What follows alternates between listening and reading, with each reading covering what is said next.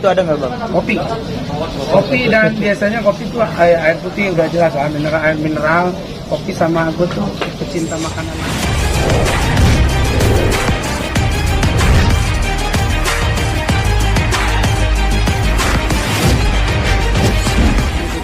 Aku tuh sebenarnya 73, 72 tuh udah oke. Saya sempat kemarin sampai 78 gitu. Jadi pas besoknya pulang aku nyanyi ada satu yang aku nyanyi agak cepet, lompat-lompat agak cepet ini ngap gitu kan, karena mungkin berat badan itu ngaruh, jadi harus dikurangi.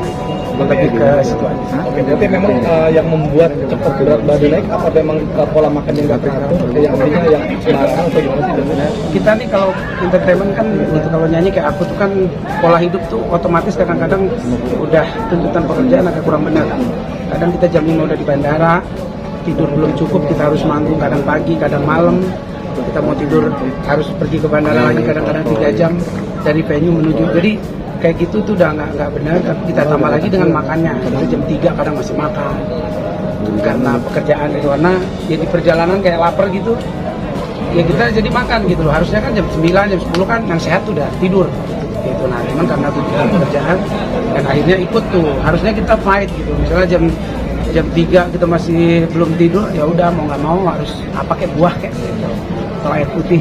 Cuman kita kadang nggak tahan itu, lihat teman-teman anak band pada makan ngunyah enak banget tuh, wah ngikut gitu. Nah itu yang Oke, Kak Duma berarti sempat komplain juga gitu dengan enggak, akunya sebenarnya dia mah support, iya kamu ya udah kamu ini deh gitu, kamu kurangin aja ini, karena dia tahu dia kan basicnya kalau dia tuh dia mau turun pasti turun, orangnya komit. Kalau aku tuh kan gampang terpengaruh gitu, kayak gini ada yang makan, gua walaupun dari rumah diet bisa aja gua sikat nih gitu, karena ya gitu masih agak kurang konsisten. Kalau dia mah gitu, jadi dia bilang harus konsisten gitu. Jadi mencoba kemarin paling cocok itu intermittent gitu, artinya mengatur pola makan aja. Itu juga masih belum penting. Gue kadang-kadang mah yang penting happy lah. Gue kurang ini ya, gue juga nggak terlalu berat-berat amat. Tapi yang jelas kalau badan gue udah bilang kayak kemarin, aduh ini nyanyi udah terganggu nih, ya itu udah alarm, harus ngurangin gitu. Banyakin olahraga. Dan kayak gini udah hampir 3 kilo turunnya. Jadi cepet kalau aku cepet asal kurangin makan, banyakin olahraga itu agak cepet. Bisa sehari 1,5 kilo bisa hilang. Oh cepet banget. Dan itu targetnya berapa lama maksudnya? Kalau untuk ke 1,5 kilo tuh, tapi setelah itu nanti ke 3 kilo agak berat tuh, gitu. Karena kayak misalnya sekarang dari 78 mencapai 70 tuh berat. Itu biasanya ya kita butuh 2 bulan, 3 bulan yang rajin. Untuk ya olahraga, atur makan itu aja aku masih bisa. Maaf, bisa. Nah, kayak ini nih, ini orang udah kurus banget tuh. Dia jual bajainya. Jadi berat ideal seorang Dudika itu berapa? Aku saya 70, 72 tuh dari, karena kekurusan juga tulang muka aku tuh muncul gitu. Ada orang yang memang kurus tapi tulang pipinya nggak kelihatan. Kalau aku tuh mungkin bataknya tuh kuat, tulangnya tuh tajam. Jadi kalau terlalu kurus tuh kayak orang kurang makan gitu, kayak kurang gizi gitu. Jadi kayaknya nih, di 70 aku oke lah, 70 72 itu udah paling kurus. Tapi olahraga motor tetap jalan, kayak gimana? Motor sampai sekarang belum lagi, karena ya itulah motor udah mau dijual kali itu ya, karena udah nggak hidup gitu. Kadang-kadang mati sendiri, jadi ya karena nggak ada waktu kan. Kita dulu kan pandemi kita belinya, ada olahraga ke Bogor, ke Hambalang, nggak ada kegiatan ya kita motoran gitu. Oh, sekarang udah ada kegiatannya, udah dia nganggur tuh. Kadang-kadang kalau kita pergi ke garasi tuh motor kayak ayo dong gitu, kayak ngajak tuh motor.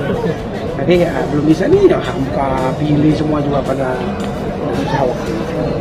Jadi kan mungkin sedikit dong, ini kan makam Glenn kan dirusak. Makam Glenn sempat dirusak, sampai Mutia Ayu kan sempat notis di Instagram. Ini makamnya Bung Glenn kemarin tuh Kak Mutia sempat kayak ngepost gitu di makam itu, mereka yang ziarah tuh kayak pada naruh lilin-lilin gitu loh, yang akhirnya lilin itu malah ngebikin makamnya jadi rusak. Lalu kayak gitu Bang, Dika sendiri nggak seperti apa? Baru dengar beritanya. Jelas ya.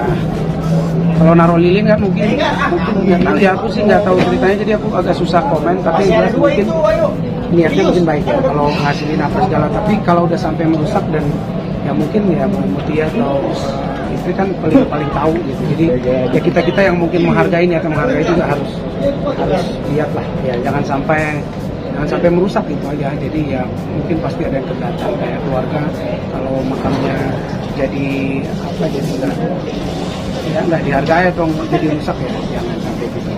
Lanjut ngomongin soal nyanyi lagi nih, kan sekarang abang tuh dilabelin sebagai salah satu penyanyi solo yang dengan bayaran paling mahal, termasuk 10 besar. Gimana tuh abang lihatnya? Puji Tuhan, alhamdulillah. Ya kalau aku mah amin-amin aja. Ya.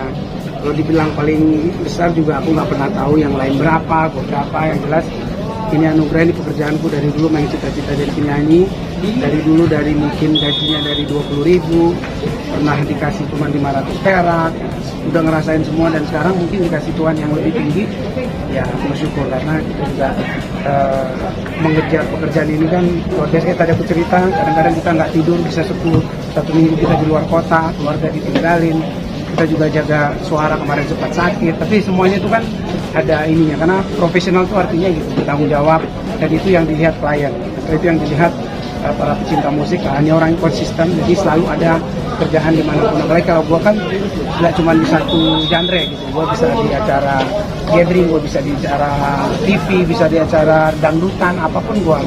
Ada riders yang nggak bisa harus selalu ada, wajib gitu, ada nggak bang? Kopi dan biasanya kopi itu air putih udah jelas, air mineral, kopi, sama gue tuh pecinta makanan manis. Itu tadi tuh yang gue hindari tuh dulu di riders gue kayak kue-kue pasar gitu, jajanan pasar, kue-kue gitu yang kue lapis lah, cemil apa gitu-gitu bebas.